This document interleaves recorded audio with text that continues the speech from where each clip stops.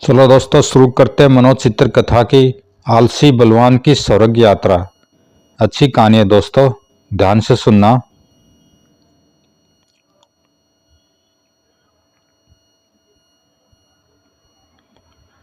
सारंगपुर राज्य में विद्यावती नाम की एक विधवा स्त्री रहती थी। उसका बलवान नाम का एक पुत्र था। बलवान अपने नाम के अनुरूप ही बलिष्ठ शरीर का स्वामी था, पर उसमें एक ही कमी थी, वह कुछ भी काम धाम नहीं करता था। सारे दिन इधर उधर व्यर्थ घूमना ही उसकी दिनचर्या थी, इसलिए सारंगपुर के निवासी उसे मलंग कहते थे। एक दिन, बेटा, भगवान ने तुम्हें असीम बल दिया है, उसे किसी काम में प्रयोग करो। तुम्हें कुछ न कुछ तो करना ही चाहिए, इस प्रकार कब तक चलेगा? माँ, तुम भी यह क्या बेवक्त का राग लेकर बैठ गई हो? कुछ देर आराम करने दो ना। बेटा, मैं तुम्हें कैसे समझाऊं? तुम मेरी बात को समझने की कोशिश ही नहीं करते।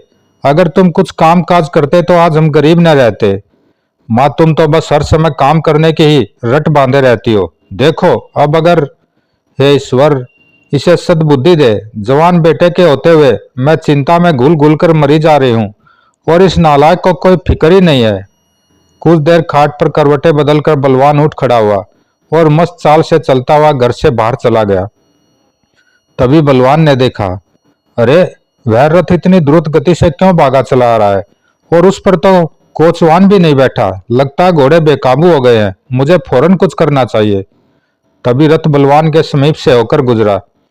मुझे अब पीछे से भागकर रथ को रोकना चाहिए, वरना कोई भी इसके नीचे आकर कुचला जा सकता है। अगले पल, हिन हिन, अरे, मलंग ने रथ को रोक दिया। लगता है इस रथ में राज परिवार का कोई सदस्य बैठा है। तभी रथ के पिछले भाग से पर्दा हटा और एक महिला का चेहरा प्रकट हुआ। अरे, रथ में तो राजमाता कौशल्या देवी बैठी हुई है। राजमाता, हमारे रथ को रोककर जिसने हमारे प्राणों की रक्षा की है, वह हमारे सामने आए। यह सुनकर बलवान राजमाता के सम्मुख हाथ जोड़कर खड़ा हो गया। तो तुमने ही हमें आज बचाया है, हम तुम्हारे साहस की प्रशंसा करते हैं। नौजवान, क्या नाम है तुम्हारा? जी, मेरा नाम बलवान है। आज तुमने अपना नाम सार्थक कर दिया, हम तुमसे प्रसन्न हैं। बलवान, बोलो, तुम्हें इनाम में क्या दे? तभी बलवान को यकायक माँ की बात याद आई। राजमाता, अगर आप मुझे कुछ देना ही चाहती हैं तो कोई काम दे दीजिए, मैं बेकार हूँ। ठीक है, तुम कल दरबार में आकर मेरे पुत्र राजा सारंगदेव से मिलना, वह तुम्हें कोई न कोई काम अवश्य दे देगा। राजमाता की जय हो। अच्छा, अब हम चलते हैं। यह राजमुद्रिका लो, इसे तुम कल राजा सारंगदेव को देना। राजमुद्रिका देखकर वे तुम्हें पहचान जाएंगे। राजमाता बलवान को राजमुद्रिका देकर महल चली गई। बलवान ने घर पहुंचकर जब सारी बात अपनी माँ को बताई तो वह खुश हो गई। बेटा, तूने आज एक नेक काम किया है। भगवान ने चाहा तो कल महाराज सारंगदेव तुझे अवश्य कोई काम देंगे। बस माँ, अब तक जो मौज उड़ानी थी उड़ा ली। अब तू फिक्र मत कर, मैं खूब मेहनत करूंगा और तुझे हर तरह से खुश रखूंगा। बलवान की माँ विद्यावती भगवान की प्रतिमा के सामने पहुंची। भगवान, तू अंतर्यामी है, तूने मेरी पुकार सुन ली। बलवान को इतनी जल्दी काम मिल जाएगा, यह तो मैंने सोचा भी न था। यह सब तेरा ही चमत्कार है। दूसरे दिन प्रातः बलवान वन सवर कर राजमहल में पहुंचा और राजा सारंगदेव को राजमुद्रिका दी। महाराज, मैं चाहता हूं कि आप मुझे अपनी सेना में कोई काम दे दे। ओ, तो तुम ही वह नौजवान हो जिसने कल राजमाता को बचाया था। राजमाता ने हमें सब कुछ बता दिया है। तुम्हारे जैसे वीर की जगह सेना में ही होनी चाहिए। हम तुम्हें अपनी सेना में आज से ही शामिल कर रहे हैं। महाराज की जय हो। तभी राजा सारंगदेव को कुछ याद आया। बलवान, नीलगिरी का जंगल हमारे राज्य की सीमा पर है। उसमें आजकल एक हाथी ने बड़ा उत्पात मचा रखा है। हमने कई शिकारी उस हाथी को वश में करने के लिए भेजे, पर उस मस्त हाथी ने सभी को मार दिया। क्या तुम उस हाथी को मार सकते हो? महाराज, समझ लीजिए कि अब उस हाथी का अंतिम समय आ गया है। तुम्हें जो भी अस्त्र शस्त्र चाहिए हमारे शस्त्रागार से ले लो। समझ लो यह एक तरह से तुम्हारी ताकत की परीक्षा है। मुझे अपने हाथों पर विश्वास है महाराज, मुझे अस्त्र शस्त्र नहीं चाहिए। दूसरे दिन बलवान नीलगिरी के जंगल में जा पहुंचा। काफी समय हो गया मुझे जंगल में घूमते हुए, पर वह हाथी अभी तक नजर नहीं आया। तभी किसी हाथी की भयानक चिंगार से पूरा जंगल गूंज उठा। ची! अरे, कहीं यह वही भयानक हाथी तो नहीं? जरूर वही होगा। और उसे मेरी उपस्थिति का पता चल गया होगा। अब वह भागता हुआ इधर ही आएगा। और सचमुच ही कुछ समय पश्चात एक विशालकाय हाथी चिंगाड़ता हुआ बलवान के सम्मुख आ खड़ा हुआ। ची ची। बेटा गरज क्यों रहा है? जानता नहीं गरजने वाले बरसते नहीं है। ठहरो, अभी तुम्हें मजा चखाता हूं। अगले ही पल बलवान उछलकर हाथी की पीठ पर सवार हो गया और उसने हाथी के दोनों दांत कसकर पकड़ लिए। यह सब इतनी जल्दी हो गया था कि हाथी एकदम घबरा गया और उसने जोर की चिंगाड़ मारी जिससे पूरा जंगल कांप गया। ची। तभी बलवान ने एक जोरदार झटका देकर हाथी के दोनों दांत तोड़ दिए। ची। कड़ाक। हाथी भयानक शोर मचाता हुआ जमीन पर गिर पड़ा। ची ची धड़ाम। तब बलवान ने उस उत्पाती हाथी के मस्तक पर ताबड़तोड़ कई मुक्कों का प्रहार किया। ठक ठक। जब हाथी मर गया तो बलवान खबर लेकर सारंगदेव के पास पहुंचा। हम मान गए बलवान कि तुम सचमुच ही वीर युवक हो। हम आज ही अपनी सेना में तुम्हें उप सेनापति नियुक्त करते हैं। यह आपकी कृपा है महाराज। इस घटना के तीसरे दिन ही महाराज गजब हो गया। राज उद्यान का पहरेदार सुबह उद्यान में मृत पाया गया। कुछ पता चला कि उसकी मृत्यु कैसे हुई? नहीं महाराज। महामंत्री, हमें अपने पहरेदार की मृत्यु पर खेद है। उसके घर 100 स्वर्ण मुद्राएं भिजवा दीजिए। जो आज्ञा महाराज। राजा सारंगदेव ने पहरेदार की मृत्यु को कोई विशेष महत्व नहीं दिया और उसकी जगह दूसरे पहरेदार को नियुक्त कर दिया। अगले दिन महाराज, आज भी नया पहरेदार उद्यान में मृत पाया गया। ऐसा क्यों हो रहा है? इसका क्या कारण है? इस प्रकार 15 दिन तक लगातार राज उद्यान का पहरेदार रात को राज उद्यान के पहरे पर जाता और सुबह को मृत पाया जाता। यह देख राजा सारंगदेव परेशान हो उठे। महारानी, हमारी समझ में नहीं आ रहा है कि यह क्या हो रहा है। पहरेदार लगातार क्यों मर रहे हैं? अब तो प्राणों के भय से कोई भी राज उद्यान में पहरा देने के लिए तैयार नहीं हो रहा है। सचमुच यह गंभीर समस्या है राजन। तभी महारानी सूर्यप्रभा को कुछ याद आया। महाराज, आप बलवान को यह काम क्यों नहीं सौंपते? वह साहसी एवं वीर है। मुझे विश्वास है कि वह बिना भय के पहरा देने को तैयार हो जाएगा। आप ठीक कह रहे हैं महारानी। मुझे अब तक यह कार्य बलवान को अवश्य सौंप देना चाहिए था। राजा सारंगदेव ने उसी समय सेवक को भेजकर बलवान को बुलवाया। महाराज, इस सेवक के लिए क्या आज्ञा है?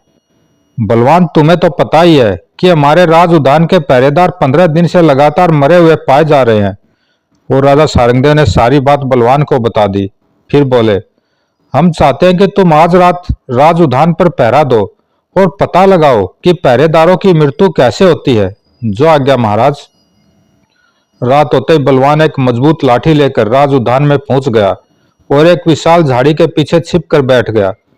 आधी रात बीत गई पर अभी तक कोई घटना नहीं घटी। तभी बलवान ने देखा, अरे यह आकाश से स्त्री कौन उतर रही है? धीरे धीरे वह स्त्री राज उद्यान में उतर गई। अरे आज तो यहाँ कोई भी पहरेदार नहीं। आज मैं किसका खून पीऊंगी? तो यह स्त्री ही रोज पहरेदारों का खून चूसकर उन्हें मार डालती थी। पर यह है कौन? दरअसल वह स्त्री भैरवी यक्षिणी थी। अब मैं क्या करूं? मुझे खून की तीव्र प्यास लग रही है।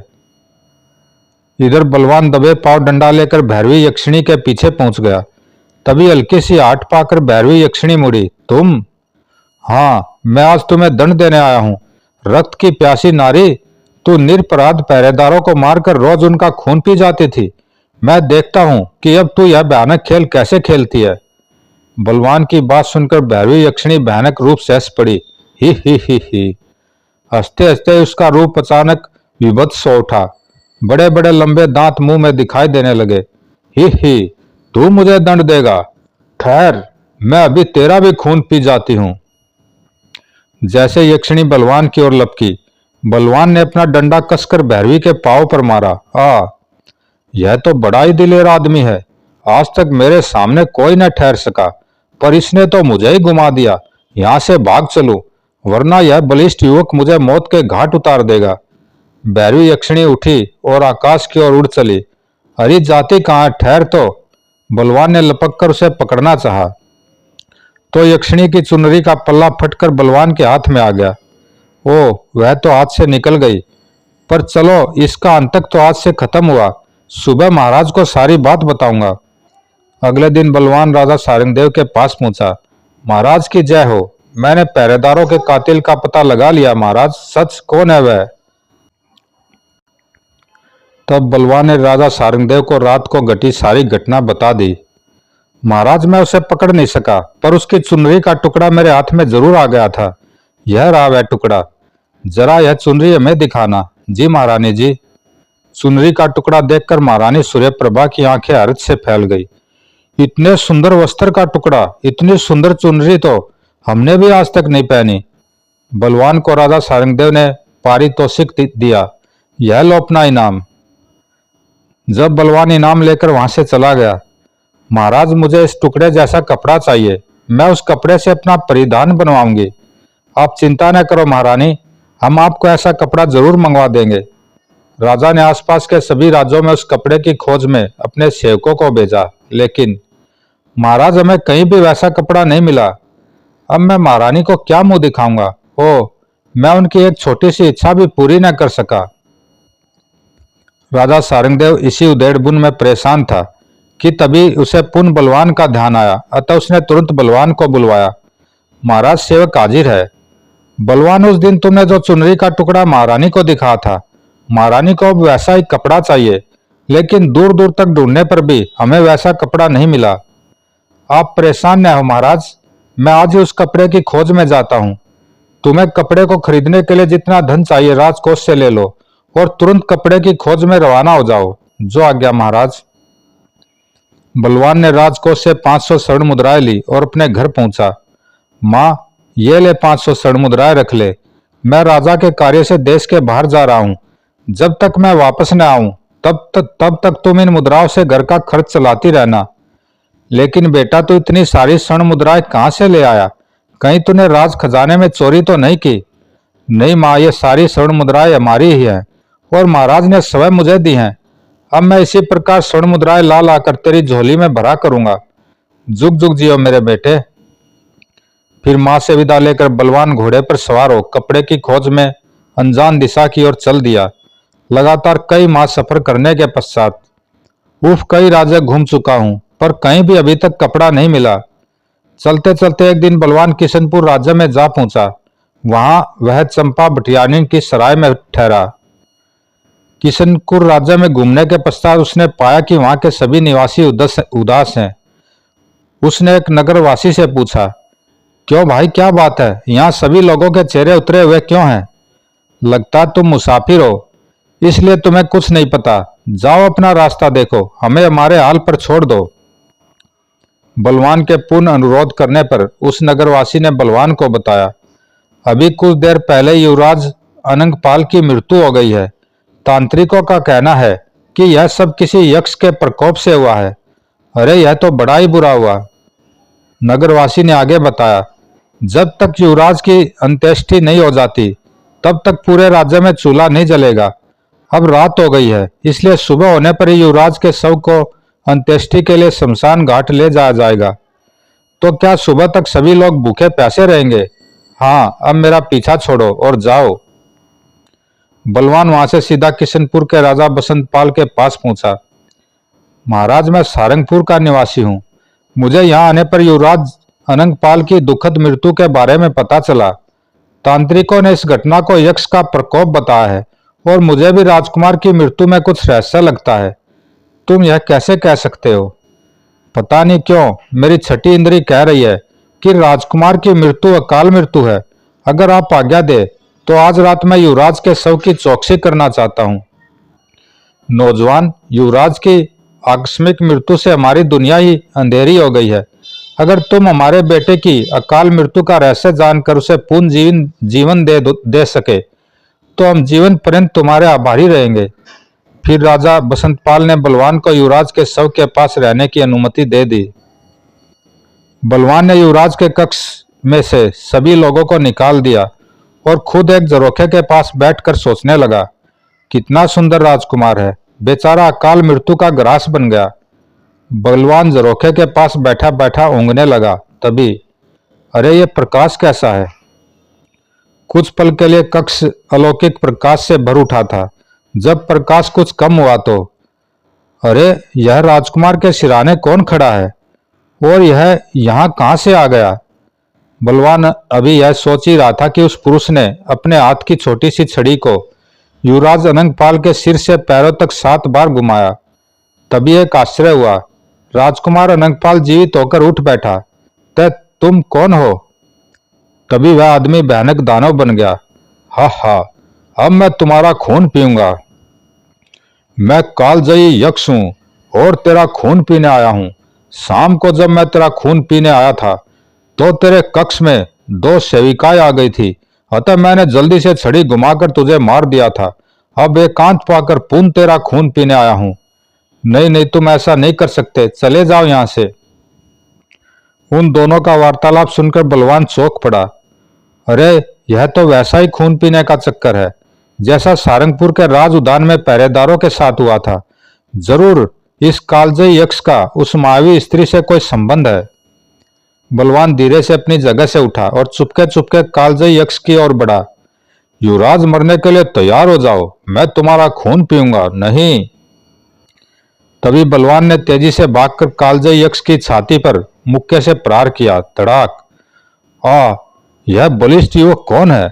इसने तो मेरे सीने की हड्डियां ही तोड़ दी। तभी बलवान ने यक्ष के हाथ से जादुई छड़ी छीन ली। छड़ी छीनते देख कालजयी यक्ष बलवान के सम्मुख गिड़गिड़ा उठा। मेरी छड़ी मुझे दे दो भाई, इसके बदले तुम मुझसे जो मांगोगे मैं तुम्हें दूंगा। पहले तुम यह बताओ कि सारंगपुर की मायावी स्त्री से तुम्हारा क्या संबंध है जो इसी प्रकार लोगों का खून पीती थी? यह सुनकर कालजयी यक्ष चौंका और उसने बताया, वह यक्षिणी मेरी पत्नी भैरवी है। हम दोनों इसी तरह लोगों का खून पीते हैं। दानवपुरी में हमारा राजमहल है। मैं दानवपुरी का राजा कालजयी यक्ष हूँ। ठहर पापी, मैं तुम्हें अभी मृत्यु का ग्रास बनाता हूँ। इतना घृणित कार्य तुम कैसे कर लेते हो? उसे अपनी ओर बढ़ता देख भाग लेने में ही भलाई है। और कालजयी यक्ष घबराकर झरोखे के रास्ते उड़ गया। तब बलवान युवराज अनंगपाल के पास पहुंचा। युवराज, तुम ठीक तो हो? हाँ, मैं ठीक हूं, पर तुम कौन हो? तब बलवान ने अपने बारे में युवराज को सब कुछ बता दिया। फिर रात्रि में ही बसंतपाल व महारानी को सूचना दी। महाराज, युवराज अनंगपाल जीवित हो उठे हैं। आह, सच?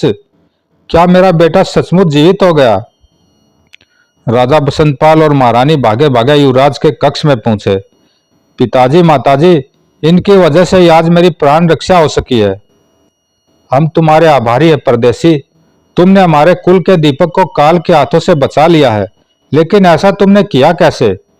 तब बलवान ने राजा बसंतपाल को सारी बात बताई और यक्ष की छड़ी भी उन्हें दिखाई। तब राजा बोला, बलवान, हम तुम्हें अपना दामाद बनाना चाहते हैं। हमारी बेटी प्रीति लता के योग्य केवल तुम ही हो सकते हो। जैसी आपकी आज्ञा महाराज। लेकिन क्या बेटे? महाराज, मैं अपने घर से एक विशेष कार्य के लिए निकला हूँ। उस कार्य की खोज में मुझे और आगे जाना है। जब मैं उस कार्य को पूरा करके इधर से गुजरूंगा तब राजकुमारी प्रीति लता से विवाह करके उन्हें अपने घर ले जाऊंगा। हमें मंजूर है बलवान, हम तुम्हारी प्रतीक्षा करेंगे। सुबह होते ही बलवान ने चंपा बटियारिन की सराय से अपना घोड़ा खोला और कपड़े की खोज में आगे चल पड़ा। चलते चलते वह दानवपुरी के भयानक जंगल में जा पहुंचा। उसी जंगल में एक पेड़ के नीचे कालजयी यक्ष और भैरवी यक्षिणी बैठे वार्तालाप कर रहे थे। भैरवी, कल तो मुझे युवराज का खून पिए बिना ही वापस लौटना पड़ा। अब मैं क्या करूं? मुझे खून की तीव्र प्यास लग रही है। मुझे भी, लेकिन लगता है अब हमें कहीं और ही अपना शिकार ढूंढना पड़ेगा।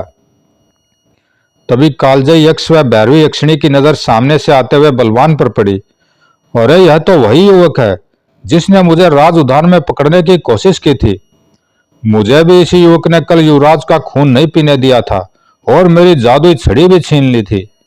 क्यों न हम अपनी बेटी विशाखा का विवाह इस बलवान के साथ कर दे। ऐसा सुदर्शन युवक हमें विशाखा के लिए और कहाँ मिलेगा। कह तो तुम ठीक ही रही हो। आओ उसी से पूछ कर देखते हैं। यक्ष और यक्षिणी ने तत्काल नर नारी का रूप धारण कर लिया। जब बलवान उन दोनों के करीब पहुंचा, युवक, तुम कहाँ जा रहे हो? मैं एक कपड़े की खोज में भटक रहा हूँ। कई राज्य घूमने के पश्चात भी मुझे वैसा कपड़ा नहीं मिला। यह कहकर बलवान ने उन दोनों को कपड़े का टुकड़ा निकाल कर दिखाया। कपड़े के टुकड़े को देखकर यक्षिणी की आंखें चमक उठी। यह तो मेरी चुनरी का टुकड़ा है।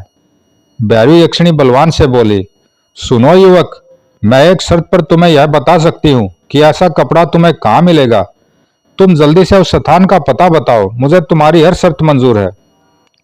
तो सुनो, तुम्हें हमारी पुत्री विशाखा से विवाह करना पड़ेगा, मुझे स्वीकार है। बेचारे बलवान ने किसी भी काम के लिए मना करना तो सीखा ही नहीं था, अतः उसने तुरंत हाँ कर दी थी। तब भैरवी यक्षिणी ने बलवान को बताया, यहाँ से 100 मील दूर यक्ष प्रदेश है, वहां जाने पर तुम्हें इस प्रकार का कपड़ा मिल जाएगा। ठीक है, जब मैं इधर से ऐसा कपड़ा लेकर लौटूंगा तब तुम्हारी पुत्री से विवाह कर लूंगा।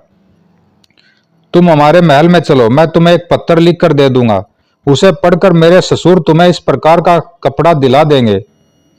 बलवान यक्ष और यक्षिणी के साथ उनके महल में गया।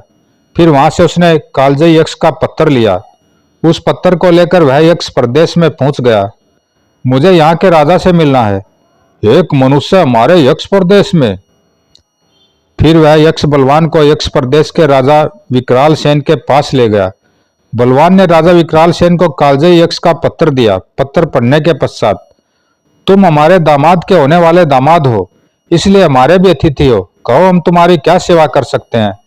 महाराज, मैं इस प्रकार के कपड़े की खोज में यहाँ आया हूँ। कपड़ा देखकर राजा विकराल सेन ने कहा, इस प्रकार का कपड़ा हमारी पुत्री भैरवी को बहुत प्रिय था। हम तुम्हें इस प्रकार के कपड़े के कई थान देंगे, तुम थक गए होगे, अतः हमारे मेहमान खाने में जाकर आराम करो। ओ, तो इनकी पुत्री भैरवी है और इनका दामाद ही कालजयी यक्ष है। इसका मतलब यह कि यक्ष और यक्षिणी मुझसे रूप बदलकर मिले थे। बलवान को राजमहल के अतिथि गृह में ठहरा दिया गया। अगले दिन प्रातः बलवान कपड़ों के कई थान लेकर यक्ष प्रदेश से चल पड़ा। यक्ष प्रदेश का राजा विकराल सेन उसे काफी दूर तक छोड़ने आया। आज मेरी कपड़े की तलाश पूरी हुई। महारानी सूर्यप्रभा कपड़ों को देखकर बहुत प्रसन्न होगी। बलवान कई दिन के पश्चात यक्ष और यक्षिणी के राज्य दानवपुरी में पहुंचा। यक्ष और यक्षिणी ने बलवान को देखते ही अपना दानव रूप बदल लिया था और वे सुंदर नर नारी बन गए थे। तुम आ गए बेटा, यह कपड़ा तुम्हें मिला या नहीं? वह कपड़ा तुम्हें मिला या नहीं? हाँ, मुझे वह कपड़ा मिल गया है। अब आप शीघ्र ही अपनी पुत्री विशाखा से मेरे विवाह का प्रबंध कीजिए। यक्ष और यक्षिणी को डर था कि बलवान उनका दानव वाला असली रूप देखकर डर जाएगा और उनकी पुत्री विशाखा से विवाह करने से मना कर देगा, पर उन दोनों को क्या पता था कि बलवान को उनकी असलियत मालूम हो गई है। आज तुम थके हुए हो, अतः चलकर आराम करो, विशाखा से तुम्हारा विवाह कल होगा। बलवान सचमुच काफी थका हुआ था, अतः वह विश्राम करने चला गया। दूसरे दिन शुभ मुहूर्त में बलवान व विशाखा का विवाह हो गया। विवाह उपरांत बलवान ने यक्ष और यक्षिणी से विदा ली। अब आप हमें आज्ञा दीजिए, पर जाने से पहले आप दोनों से एक वचन मांगना चाहता हूँ। मांगो बेटे, क्या मांगते हो? मैं जान चुका हूँ कि आप दोनों भैरवी और कालजयी हैं और आप मनुष्यों का खून पीते हैं। मुझे वचन दो कि यह घृणित कार्य आप दोनों छोड़ दोगे। हम वचन देते हैं। कालजयी यक्ष ने बलवान को एक उड़न खटोला उपहार में दिया। उड़न खटोले में ही बहुत से बहुमूल्य हीरे जवाहरात रख दिए गए। तब बलवान ने अपनी पत्नी विशाखा को उड़न खटोले में बिठाया और उड़न खटोला किशनपुर की ओर उड़ चला। उड़न खटोला उड़ता उड़ता किशनपुर के राजमहल की छत पर पहुंचा और नीचे उतर गया। आओ विशाखा, राजा बसंत पाल के पास चलते हैं। चलिए स्वामी। बलवान व विशाखा राजा बसंत पाल के पास पहुंचे। महाराज, हमारा प्रणाम स्वीकार कीजिए। आओ बलवान आओ, हम तो तुम्हारी प्रतीक्षा कर रहे थे। लेकिन यह स्त्री कौन है तुम्हारे साथ? यह मेरी पत्नी है। फिर बलवान ने विशाखा के बारे में बसंतपाल को सब कुछ बता दिया। तब राजा बसंतपाल बलवान से बोले, मैंने अपनी पुत्री प्रीतिलता का विवाह तुमसे करने का वचन दिया था, अतः मैं अपना वचन अवश्य निभाऊंगा। मुझे आशा है विशाखा व प्रीतिलता आपस में बहनों की तरह प्यार से रहेंगी। जैसी आपकी आज्ञा महाराज। राजा बसंतपाल ने तुरंत राज ज्योतिषी को बुलवाया। ज्योतिषी जी, हमारी पुत्री प्रीतिलता व बलवान के विवाह का मुहूर्त निकालिए। अभी पंचांग देखकर मुहूर्त निकालता हूँ महाराज। राज ज्योतिषी ने विवाह का मुहूर्त निकाला और ठीक 5 दिन बाद प्रीतिलता व बलवान का विवाह धूमधाम से हो गया। आज से हम तुम सगी बहनों की तरह रहेंगी प्रीतिलता। आहा, तुम कितनी अच्छी हो बहन। किशनपुर में कुछ दिन व्यतीत करने के पश्चात, महाराज अब हमें आज्ञा दीजिए, मेरी बूढ़ी माँ मेरी प्रतीक्षा कर रही होगी। बेटे दिल तो नहीं कर रहा, पर बेटी को विदा तो करना ही पड़ेगा, यही जमाने की रीत है। राजा बसंतपाल ने खूब दान दहेज देकर प्रीति लता को विदा किया। कई रथों में दहेज का सामान लादा गया। जीजाजी हमें भूल न जाना।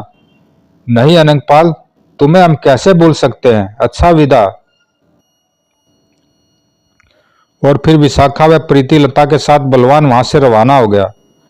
बलवान जब अपने घर के बाहर पहुंचा, अरे यह इतने सारे रथ मलंग के घर के सामने क्यों आकर रुके हैं? मलंग तो काफी दिनों से घर से बाहर गया है, फिर यह कौन उससे मिलने आया है? जरूर कोई गहरा चक्कर है। तभी एक रथ में से बलवान उतरा। अरे यह तो मलंग है, एक उप सेनापति होकर यह इतना धनवान कैसे हो गया? लगता है कहीं से कारू का खजाना इसके हाथ लग गया है। तभी एक नगरवासी बलवान की ओर बढ़ा। कहो मलंग, कहां से आ रहे हो? बड़े ठाट बाट हो गए हैं तुम्हारे तो। खबरदार जो आज से मुझे मलंग कहा, वरना मुझसे बुरा कोई नहीं होगा। मेरा नाम बलवान है, इसी नाम से ही मुझे पुकारा करो। आसपास खड़े लोग यह सुनकर वहां से 9-2-11 हो गए। बलवान अपनी दोनों पत्नियों विशाखा व प्रीति लता को लेकर अपनी माँ के पास पहुंचा। माँ देख, तेरे लिए मैं एक नहीं बल्कि 2-2 बहुएं लेकर आया हूँ। बस अब तू काम धाम छोड़कर आराम करना। आहा, आओ बहू, तुम दोनों मेरे पास आओ और मेरे सीने से लग जाओ। विशाखा व प्रीति लता के साथ साथ बलवान ने भी झुककर माँ के चरण स्पर्श किए। तुम तीनों सदा सुखी रहो, यही मेरी कामना है। दूसरे दिन आसपास की बहुत सी स्त्रियां बलवान की दोनों पत्नियों को देखने आई। आहा, कितनी सुंदर है बलवान की दोनों पत्नियां। विद्यावती के तो भाग्य ही खुल गए। उन स्त्रियों में रामकली नाइन भी थी। रामकली नाइन का पति लीलाधर राजा सारंगदेव का मुंह लगा सेवक था। रामकली नाइन अपने घर जाकर अपने पति से बोली, सुनते हो, बलवान की दोनों पत्नियां तो बहुत ही रूपवती हैं। हमारी महारानी सूर्यप्रभा उनके सामने कुछ भी नहीं। अच्छा, बलवान की पत्नियां इतनी सुंदर हैं। लीलाधर नाई भागा भागा राजा सारंगदेव के पास पहुंचा। सरकार सरकार, बलवान अपने साथ 2 अति रूपवती पत्नियां भी लाया है। सुना है महारानी जी भी उनके सामने कुछ नहीं है। तुम्हारे कहने का क्या मतलब है? साफ साफ कहो। महाराज, गुस्ताखी माफ हो। अगर वह दोनों स्त्रियां आपकी रानी बन जाए तो ऐसा कदापि नहीं हो सकता। बलवान जैसा वीर पुरुष अपने जीते जी ऐसा हरगिज नहीं होने देगा। लीलाधर नाई ने एक पल कुछ सोचा। सरकार, आप बलवान को कोई ऐसा असंभव कार्य सौंपे जिसे वह कभी न कर सके। जब वह उस काम को न कर सके तो उसे प्राण दंड की सजा देकर उसकी दोनों पत्नियों को अपने रंग महल में बुलवा लीजिएगा। ऐसा तो संभव हो सकता है। उधर बलवान के घर में, माँ, मैं महाराज सारंगदेव को कपड़े के थान देकर आता हूँ। ठीक है बेटा। बलवान कपड़ा लेकर राजा सारंगदेव व महारानी सूर्यप्रभा के पास पहुंचा। महाराज की जय हो। आओ बलवान, हम तुम्हारी प्रतीक्षा कर रहे थे। महारानी जी, मैं आपकी पसंद का कपड़ा ले आया हूँ, यह लीजिए। सचमुच यह तो उस टुकड़े जैसा ही कपड़ा है। बलवान, तुम सचमुच ही साहसी हो। राजा सारंगदेव ने बलवान से कहा, बलवान, हम तुमसे एक कार्य और करवाना चाहते हैं। क्योंकि तुम वीर व साहसी पुरुष हो, इसलिए हम समझते हैं कि तुम ही उस कार्य को कर सकते हो। आप आज्ञा दीजिए महाराज, मैं उस कार्य को अवश्य ही पूरा करूंगा, चाहे उसे पूरा करने के लिए मेरे प्राण ही क्यों न चले जाए। बलवान, हमारे अस्तबल में अच्छे घोड़ों की कमी हो गई है। हम चाहते हैं कि अस्तबल में 100 नए घोड़े और लाए जाए, और वह 100 घोड़े तुम्हें लाने हैं। शर्त यह है कि सभी घोड़ों का वजन, रंग, ऊंचाई, नस्ल एक जैसी हो। कोई भी घोड़ा एक दूसरे से भिन्न न हो। ठीक है महाराज, मैं आपको 100 घोड़े एक ही प्रकार के ला कर दूंगा, पर मुझे इसके लिए 1 महीने का समय चाहिए। हम तुम्हें 1 नहीं 2 महीनों का समय देते हैं, पर याद रखना, अगर तुम यह कार्य न कर सके तो हम तुम्हें प्राण दंड देंगे।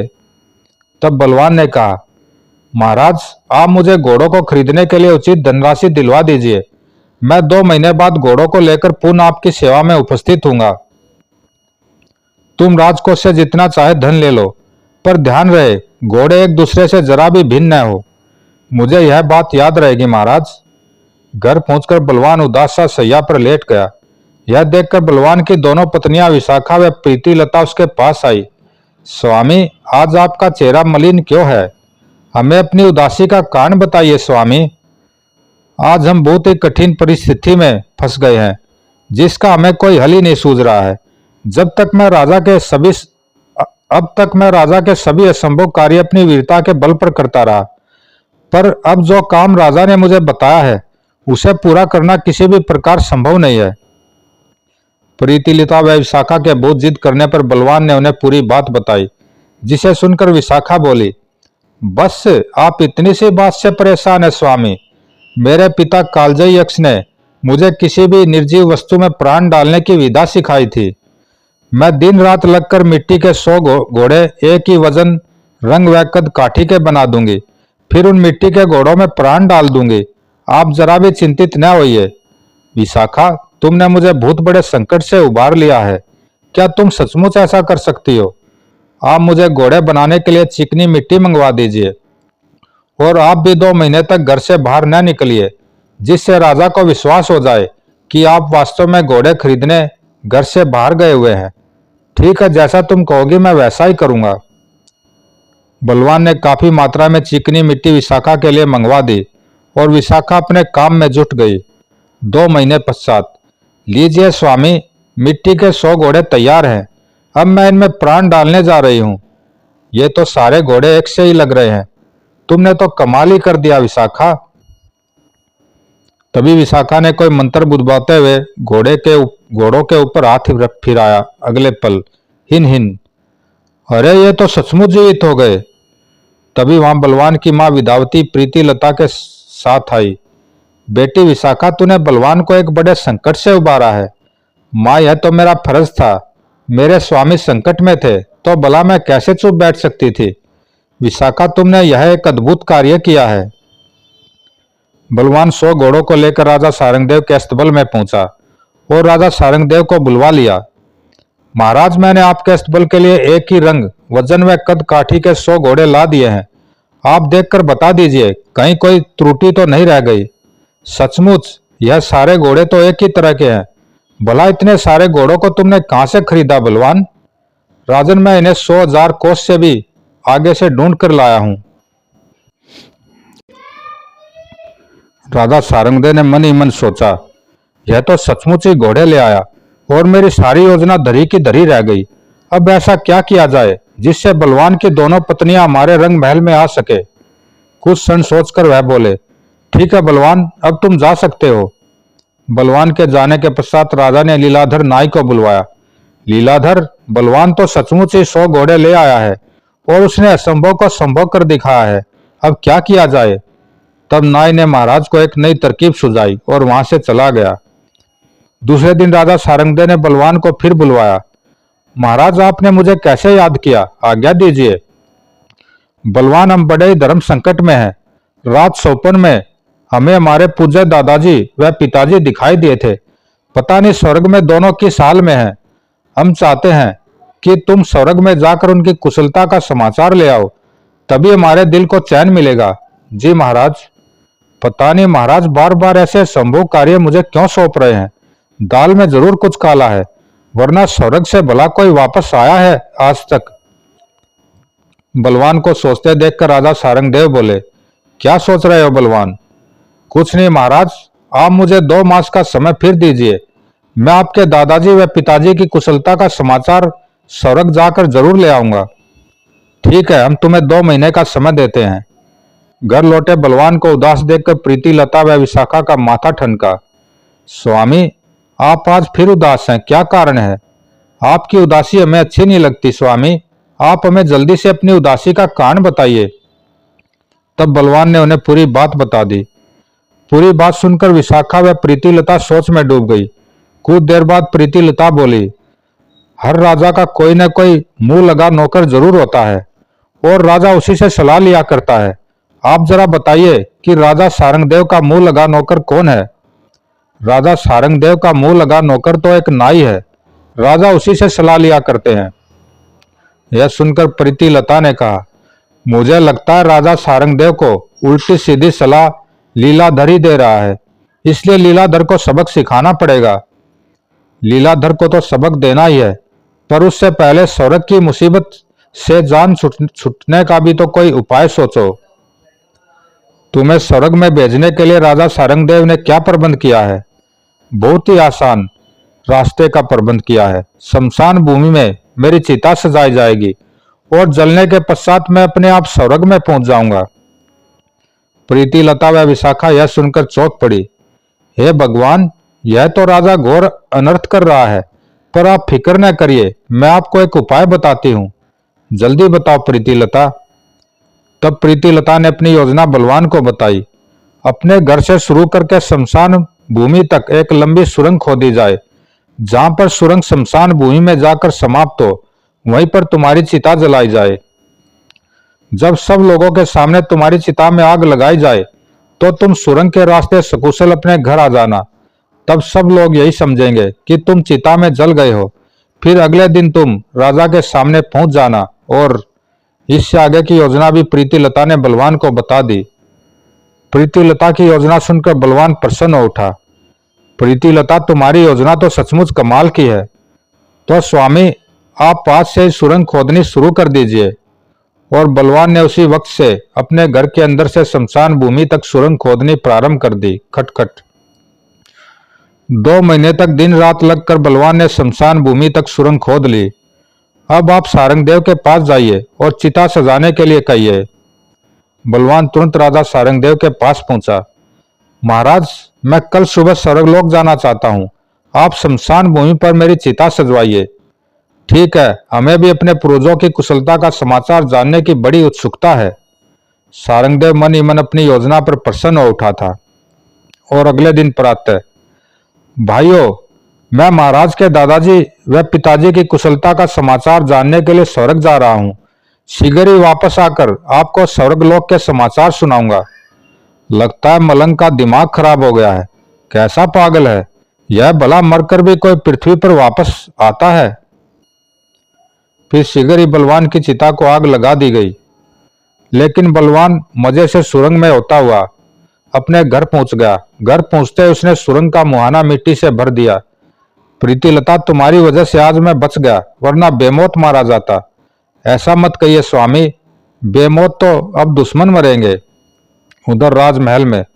बस अब हमारा रास्ता साफ हो गया। बलवान स्वर्ग की सैर कर रहा होगा। मैं कल ही विशाखा व प्रीति लता को रंग महल में बुलवा लूंगा। हाँ महाराज, अब आपका रास्ता साफ है। लीलाधर, हम तुम्हें इस कार्य के संपन्न हो जाने पर उचित पुरस्कार देंगे। महाराज, आप बड़े दयालु हैं। दूसरे दिन बलवान राजा सारंगदेव के पास पहुंचा। राजन प्रणाम। बलवान, तुम जिंदा हो? अरे बलवान तो जीवित वापस आ गया। हाँ महाराज, मैं आज सुबह ही स्वर्गलोक की यात्रा से वापस लौटा हूँ। बलवान चूंकि राजा सारंगदेव के सामने चिता में जला था, इसलिए बलवान को अपने सामने जिंदा देखकर सारंगदेव सचमुच ही यह समझ बैठे कि बलवान स्वर्ग से होकर वापस लौट आया है। तो बलवान, जल्दी से मेरे दादाजी व पिताजी की कुशलता का समाचार हमें बताओ। अवश्य महाराज। सुनिए, आपके पिताजी व पूज्य दादाजी मुझे स्वर्ग में मिले थे। दोनों ही स्वर्ग में मजे से रह रहे हैं और सब तो ठीक है, पर बलवान बोलता बोलता जानबूझकर चुप हो गया। पर क्या बलवान, तुम चुप क्यों हो गए? हमें पूरी बात बिना संकोच के बताओ। महाराज, मुझे बताते हुए दुख हो रहा है। यह सुनकर राजा सारंगदेव बेचैन हो गए। तुमने हमारे दिल में संशय उत्पन्न कर दिया है बलवान। अब तो तुम्हें पूरी बात बतानी पड़ेगी। बताओ क्या बात है। तब बलवान ने राजा सारंगदेव को बताया। महाराज, वैसे तो स्वर्ग में उन्हें पूरी सुख सुविधा मिली हुई है, पर वहां स्वर्ग में बाल काटने वाला नाई नहीं है। इसलिए आपके दादाजी व पिताजी के सिर और दाढ़ी के बाल काफी बढ़ गए हैं। उन्होंने मुझसे कहा है कि मैं शीघ्र ही पृथ्वी पर जाकर लीलाधर नाई को स्वर्ग में भेज दूं। ऐसा? हाँ महाराज, लीलाधर नाई स्वर्ग में जाकर उन दोनों के बाल व दाढ़ी काट कर आ जाएगा। हाँ हाँ, क्यों नहीं, मैं अभी लीलाधर नाई को बुलवाता हूँ। बलवान के सामने ही राजा सारंगदेव ने लीलाधर नाई को बुलवाया। लीलाधर बलवान को जीवित खड़ा देखकर चौंक पड़ा। सरकार की जय हो, आपने मुझे याद किया महाराज। हाँ लीलाधर, हमने तुम्हें आज एक विशेष प्रयोजन से बुलवाया है। बलवान अभी अभी स्वर्ग से लौट कर आया है। हमारे दादाजी व पिताजी ने तुम्हें स्वर्ग में बुलवाया है। तुम कल ही जाकर उन दोनों के बाल व दाढ़ी बना आओ। यह आप क्या कह रहे हैं महाराज? मैं स्वर्ग से वापस कैसे आऊंगा? राजा सारंगदेव यह सुनकर क्रोधित हो उठे। तुम हमारे सामने जबान चला रहे हो। जिस तरह बलवान स्वर्ग से वापस आया है, उसी तरह तुम भी अपना कार्य पूरा करके वापस पृथ्वी पर आ जाना। अब आया ऊंट पहाड़ के नीचे। लेकिन महाराज, मैं बू हूं। बलवान लीलाधर नाय की यह दशा देखकर प्रसन्न था। लीलाधर नाय की एक न चली और उसे स्वर्ग जाने के लिए हाँ करनी पड़ी। शाम को रोता धोता लीलाधर नाय बलवान के पास पहुंचा। बलवान, यह तुमने मुझे किस मुसीबत में फंसवा दिया? क्यों, अब क्यों रोता है? मुझे बचाओ बलवान, तुम ही मुझे बचा सकते हो। पहले तुम मुझे यह बताओ कि क्या राजा को मेरे खिलाफ तुम ही ने भड़काया था? लीलाधर यह सुनकर रो पड़ा। बूहू, हाँ बलवान, यह दुष्टता मैंने ही की थी। मैं तुम्हारे बढ़ते हुए धन और होती हुई तरक्की देखकर जल उठा था, इसलिए मैंने एक ऐसी गंदी योजना बनाई कि तुम कहीं के न रहो। और लीलाधर ने रोते रोते बलवान को सारी बात बता दी। ओ, तो राजा सारंगदेव मेरी दोनों पत्नियों पर बुरी दृष्टि लगाए बैठा था। लीलाधर, तुमने यह बहुत ही बुरा किया। तुम्हें इसकी सजा जरूर मिलनी चाहिए। तू पिशाच है। लीलाधर, तू सजा का अधिकारी है। नहीं, बस मुझे एक बार माफ कर दो। मगर बलवान ने लीलाधर को धक्के देकर अपने घर से बाहर निकाल दिया। जब लीलाधर रोता हुआ वहां से चला गया, मैंने राजा को देवता समझा था, लेकिन उसने मुझे बदले में क्या दिया? अगले दिन स्वर्ग में जाने के लिए लीलाधर को चिता पर बिठाया गया और चिता में आग लगा दी गई।